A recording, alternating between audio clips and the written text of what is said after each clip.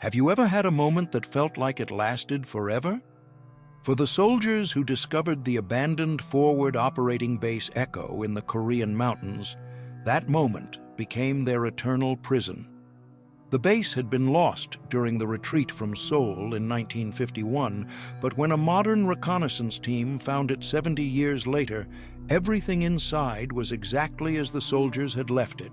Coffee still warm, radios still crackling, and clocks frozen at 11:47 a.m. What they didn't know was that time itself had stopped within those walls, and anyone who entered would become trapped in that single moment while the world outside aged without them. It was October 15th, 2021, when Sergeant First Class David Park received orders to investigate reports of an abandoned military installation discovered by South Korean hikers in the remote Taebaek Mountains. Park, a 32-year-old Korean-American soldier with short black hair and serious brown eyes, had been serving with the 2nd Infantry Division for 6 years, specializing in historical site investigations and unexploded ordnance disposal. Park's team consisted of 4 experienced soldiers: Staff Sergeant Jennifer Walsh, a 29-year-old blonde woman from Ohio with blue eyes and expertise in military archaeology; Corporal Marcus Johnson, a 25-year-old African-American demolitions expert from Detroit with close-cropped hair and an analytical mind; Specialist Sarah Kim, a 24-year-old Korean-American communications specialist with shoulder-length black hair who spoke fluent Korean; and Private James Mitchell, a 22-year-old medic from Texas with brown hair and green eyes who had joined the unit fresh from advanced medical training. The hike to the reported location required 8 hours through dense mountain forest that showed no signs of human presence for decades. The terrain was typical of the Korean peninsula: steep, rocky, and covered with thick vegetation that made navigation challenging even with modern GPS equipment. According to the hikers' report, they had discovered what appeared to be American military structures hidden in a valley that wasn't marked on any modern maps. The hikers described buildings that looked like they had been abandoned recently, despite being located in an area that had seen no military activity since the Korean War. Park's team approached the coordinates provided by the hikers using standard reconnaissance protocols to ensure the area was secure before conducting their investigation. What they found defied both military history and logical explanation. Forward operating base. Echo sat in a narrow valley completely concealed from aerial observation by the surrounding mountain peaks. The base consisted of 12 wooden structures arranged in standard military configuration: command building, barracks, mess hall, communications center, and support facilities that matched construction patterns used by American forces during the Korean War. But everything about the base appeared impossibly preserved. The wooden building showed no signs of weathering despite 7 decades of exposure to harsh mountain conditions. Military vehicles parked between the buildings looked freshly maintained, with no rust, no flat tires, and fuel gauges showing full tanks. Staff Sergeant Walsh, whose archaeology background included extensive experience with historical preservation, immediately recognized that the level of preservation was scientifically impossible. "Sergeant Park, these structures should have deteriorated significantly over 70 years," Walsh reported as she examined the building exteriors. "Wood exposed to mountain weather conditions for this duration should show rot, insect damage, and structural failure. These buildings look like they were constructed last month." Park ordered his team to establish a secure perimeter while he conducted an initial survey of the base layout. The arrangement of buildings and defensive positions matched documented American installations from the Korean War period, but the condition of everything suggested recent occupation. Corporal Johnson discovered the first indication that something was fundamentally wrong with the abandoned base. The fuel depot contained thousands of gallons of gasoline and diesel fuel that should have evaporated or degraded decades earlier, but laboratory quality testing revealed the fuel was in perfect condition. "Sergeant Park, this fuel shows no signs of age-related degradation," Johnson reported after conducting field tests. "Chemical composition indicates it was refined recently, but the storage containers and military markings are definitely from the 1950s. Specialist Kim attempted to establish radio contact with their headquarters while investigating the base's communications equipment. What she discovered challenged her understanding of both military technology and the passage of time. "The radio equipment is functioning perfectly," Kim reported with obvious confusion. "I'm receiving clear transmissions, but the voices are using call signs and communication protocols from the Korean War era. They're reporting combat operations that ended 70 years ago." Park examined the radio transcripts that Kim had recorded and found references to military operations, unit movements, and tactical situations that had concluded in 1951. The transmissions were being broadcast in real time, but they described events from 7 decades in the past. Private Mitchell conducted medical and safety assessments of the base facilities and made discoveries that further deepened the mystery surrounding the installation.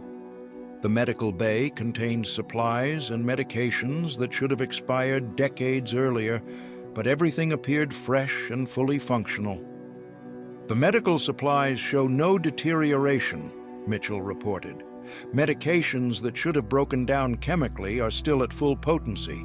Even perishable items like bandages and surgical materials are in perfect condition." As Park's team continued their investigation, they discovered evidence of recent occupation throughout the base.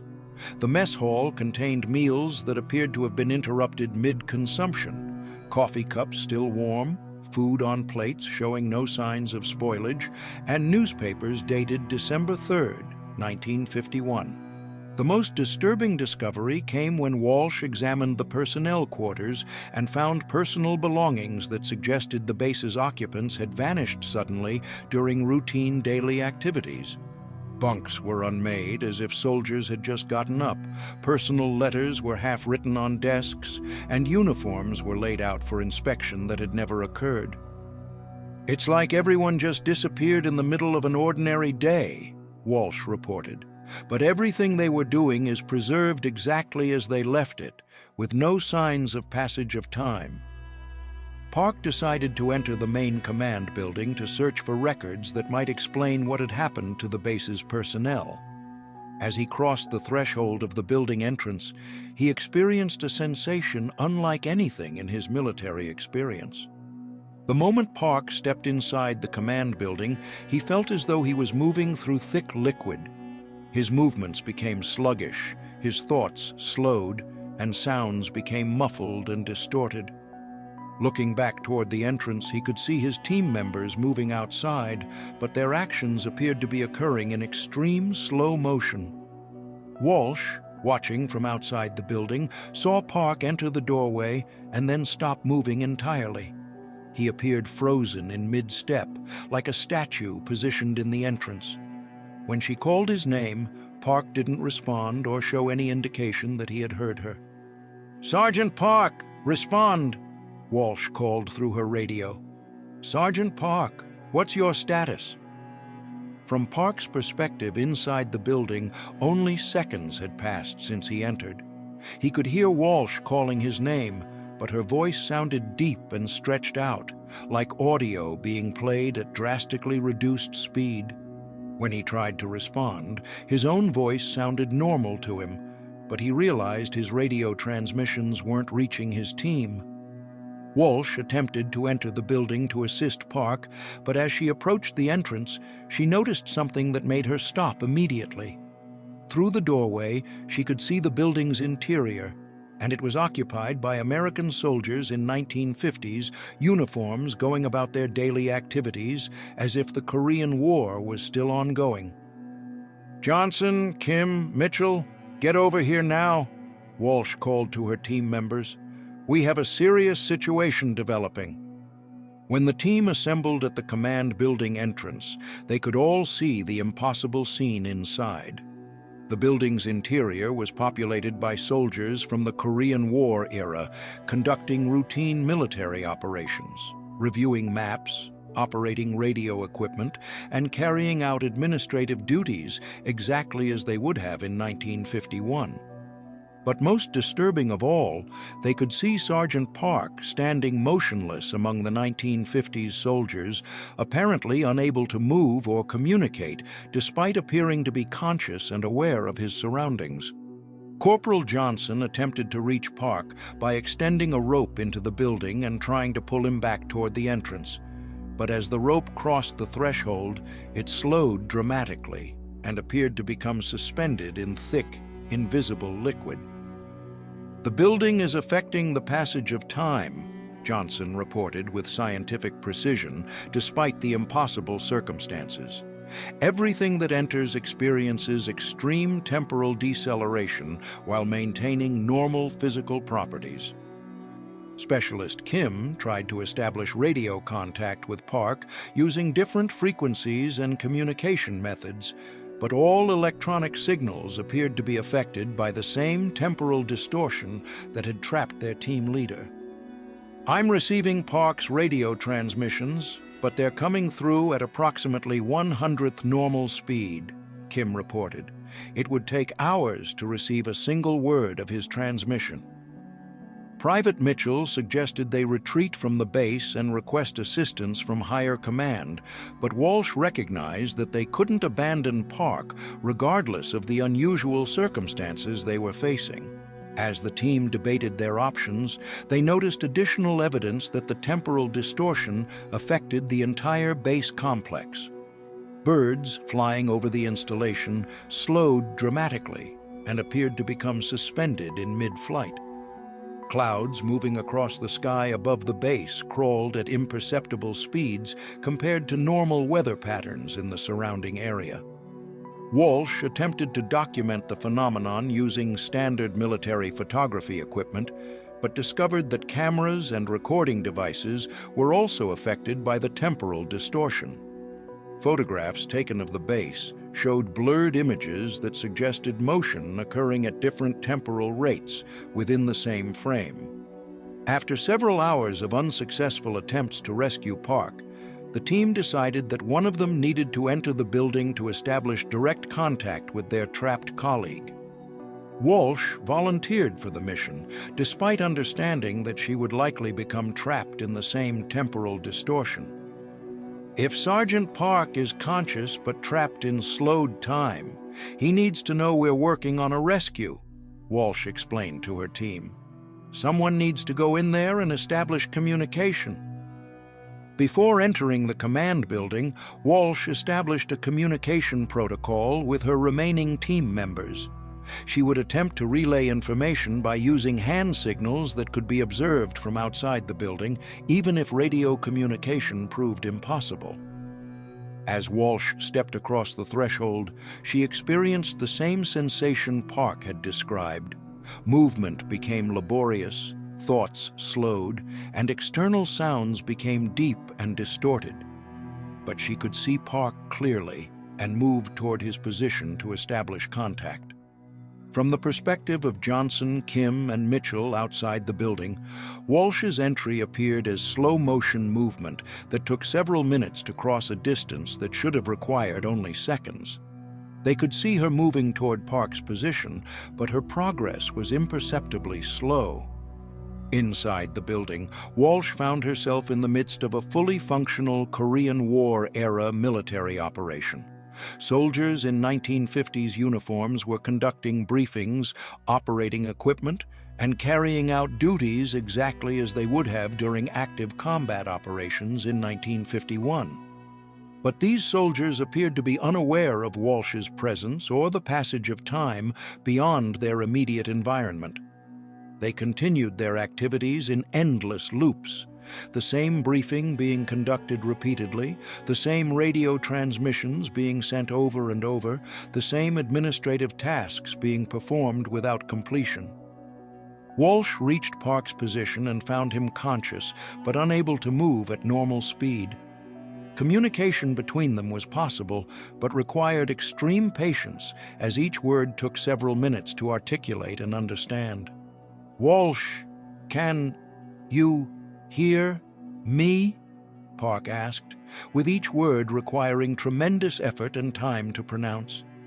"Yes, I can hear you," Walsh replied, using the same laborious speech pattern required by their temporal environment. Over the course of what felt like hours to Walsh and Park but appeared as minutes to their team outside, they established that both were mentally alert but physically trapped in the temporal distortion. The Korean War-era soldiers sharing their environment appeared to be genuine personnel from the 1950s, but they were locked in repetitive behavioral loops that suggested they had been trapped in this single moment for 70 years. Outside the building, Johnson, Kim, and Mitchell watched their two colleagues engaging in conversation that appeared to occur in extreme slow motion. They could see Walsh and Park interacting, but their movements were so slow that it was impossible to determine what they were communicating.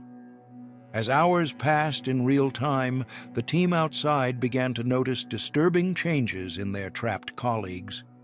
Walsh and Park appeared to be aging normally despite being trapped in slowed time, suggesting that the temporal distortion affected movement and communication, but not biological processes. "They're aging at normal speed while being trapped in slowed time," Johnson observed with growing concern. "If we can't get them out soon, they'll age significantly while only experiencing minutes or hours from their perspective." Kim attempted to research the base's history using her communication equipment to contact military archives and historical databases. What she discovered provided context for the temporal anomaly, but no solution for rescuing their trapped team members. Forward Operating Base Echo was evacuated on December 3, 1951, during the Chinese offensive that forced American retreat from Seoul, Kim reported. According to military records, the base personnel conducted a routine morning briefing at 11:47 hours before beginning evacuation procedures, but there's no record of the evacuation being completed. Mitchell realized that the base's personnel had become trapped in the temporal distortion at exactly 11:47 hours on December 3, 1951. The same time displayed on all the stopped clocks throughout the installation. The soldiers had been living the same moment repeatedly for 70 years, unaware that time was passing in the outside world. The original base personnel have been trapped in that single moment since 1951, Mitchell concluded. They're experiencing the same briefing, the same activities, the same few minutes over and over again for 7 decades. As night fell outside the base, Johnson noticed that the temporal distortion appeared to affect the day-night cycle within the installation. The lighting inside the buildings remained consistent with late-morning illumination, despite the external environment transitioning to darkness. Time isn't just slowed inside the base, it's completely stopped at a specific moment, Johnson reported. The original personnel are trapped in eternal late morning on December 3, 1951. Kim established contact with military command and reported their situation, but higher command had no procedures or equipment for dealing with temporal anomalies. The decision was made to establish a permanent observation post and continue attempting rescue operations while researching possible solutions. Over the following days, additional military personnel and scientific experts arrived to study the temporal distortion phenomenon. But every attempt to enter the affected area resulted in the same temporal trapping that had captured Park and Walsh. Dr. Elizabeth Chen, a 45-year-old physicist from MIT with black hair and glasses, arrived with specialized equipment designed to measure temporal distortions and electromagnetic anomalies. Her analysis revealed that the base existed in a localized temporal field that had somehow become disconnected from normal space-time. The temporal distortion appears to be centered on the exact moment when the base was supposed to be evacuated, Dr. Chen explained to the military personnel. Something prevented that evacuation from occurring normally, creating a temporal loop that has persisted for 70 years. Attempts to disrupt the temporal field using electromagnetic pulses, sonic waves, and various energy sources proved unsuccessful. The distortion appeared to be self-sustaining and resistant to external interference. Meanwhile, inside the temporal field, Walsh and Park had established communication with the original base personnel from 1951. These soldiers were aware that something was wrong with their situation, but unable to break free from the repetitive behavioral loops that kept them trapped in the same few minutes. Captain Robert Taylor, the 1951 base commander, was a 34-year-old officer with brown hair and blue eyes who had been conducting the morning briefing when the temporal anomaly occurred. Through painstaking slow-motion communication, Taylor explained to Walsh and Park what had happened during the evacuation attempt.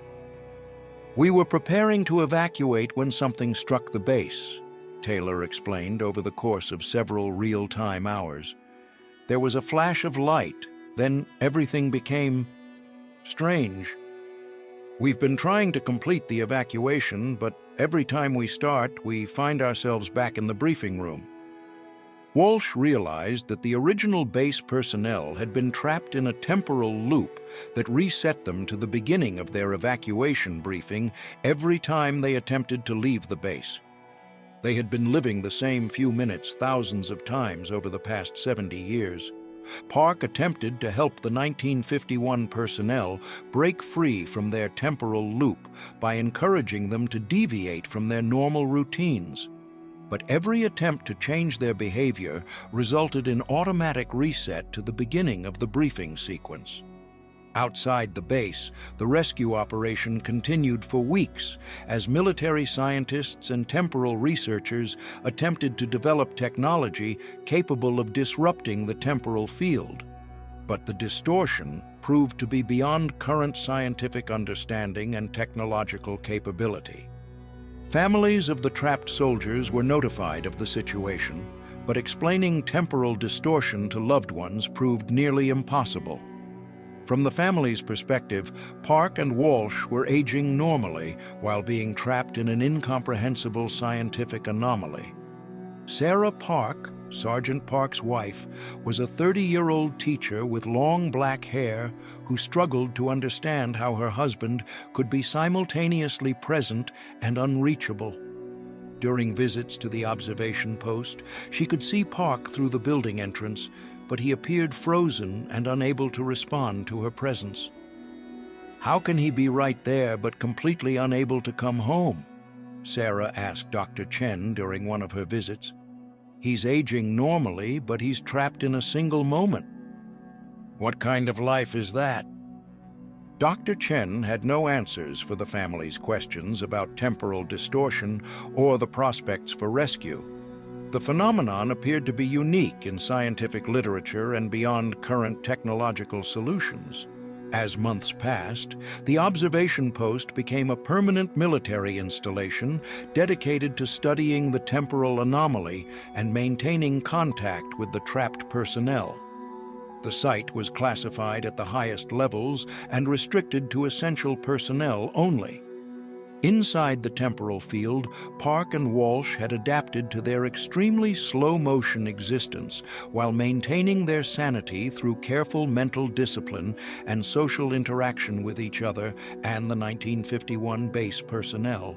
But they were aging at normal biological rates while experiencing only hours or days of subjective time. The Korean War-era soldiers continued their endless repetition of the same morning briefing. But with the help of Park and Walsh, some of them had begun to maintain awareness of their situation between resets. This partial awareness created psychological stress for personnel who understood they were trapped, but couldn't change their circumstances.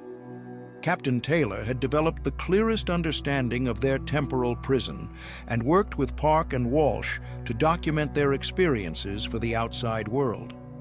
Using extremely slow hand signals visible to observers outside the building, they transmitted information about life inside the temporal field. "We need the outside world to understand that we're still mentally active and aware," Taylor explained during one of their painstaking communication sessions. "We're not suspended animation. We're conscious prisoners of time itself." Research teams continued arriving at the site to study the temporal phenomenon, but none had developed viable rescue strategies. The base remained frozen at 11:47 hours on December 3, 1951, with its original personnel and 2 modern soldiers trapped in eternal repetition of a single moment. Dr. Chen's long-term analysis suggested that the temporal field was gradually weakening, but at a rate that would require centuries for natural dissipation. Mathematical projections indicated that the distortion might resolve naturally sometime in the 25th century. "The temporal field appears to be slowly losing coherence," Dr. Chen reported to military command. "But the rate of decay suggests it will persist for approximately 300 more years before reaching critical instability." For the families of trapped soldiers, this timeline meant their loved ones would spend the remainder of their natural lives aging within the temporal prison while experiencing only months or years of subjective time. The psychological and emotional impact of this situation proved devastating for family members. Military command established a permanent support system for families affected by the temporal anomaly, but no amount of counseling or support could address the fundamental impossibility of the situation. Loved ones were simultaneously present and permanently separated by temporal distortion. As years passed in the outside world, Park and Walsh continued aging within the temporal field while subjectively experiencing only weeks or months of time. They maintained detailed journals documenting their experiences for future scientific study and family records. The base's original 1951 personnel, having been trapped for over 70 years, showed signs of psychological adaptation to their temporal prison, but remained fundamentally unchanged by the passage of external time. They had developed philosophical approaches to their eternal repetition that bordered on religious acceptance. "We've become guardians of a single moment," Captain Taylor explained to Park during one of their conversations. "Perhaps our purpose is to preserve this instant in time for reasons we don't understand." Current military operations continue monitoring the temporal anomaly while researchers pursue theoretical solutions for temporal field disruption. The site remains classified and heavily secured to prevent additional personnel from becoming trapped. For the soldiers trapped within Forward Operating Base Echo, time stands still at 11:47 hours on December 3, 1951. They continue their eternal moment while the world outside ages without them, serving as unwilling guardians of a temporal prison that defies human understanding. The base where time stands still serves as a reminder that some military mysteries transcend conventional explanation and that some soldiers make sacrifices beyond normal human comprehension. In their temporal prison, they continue serving their country by preserving a moment in military history that refuses to end.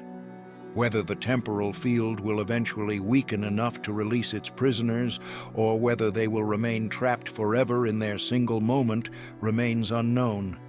But their dedication to duty continues unabated, measured not in years of service, but in the infinite repetition of a single instant when time itself forgot to move forward.